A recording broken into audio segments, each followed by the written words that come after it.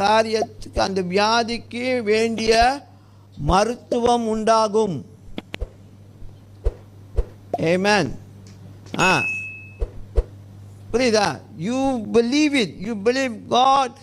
Your word says it is a promise that I will be healed. It's your will that healing is part of my life. அப்படின்னு சொல்லி நீங்கள் நம்பணும், அதை கொண்டாடணும், அதை உரிமையோடு எடுத்துக்கணும். புரியுதா நான் சொன்னேன்?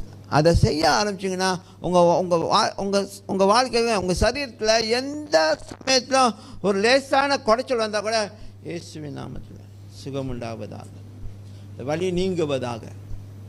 இயேசு நாமத்தில் போ. ஒரு வண்டு உக்காந்துச்சுன்னா தட்டி விட்றீங்களா? அந்த மாதிரி அந்த வலியை பார்த்து, அந்த குடைச்சலை பார்த்து போ, நீங்கள் பார்த்து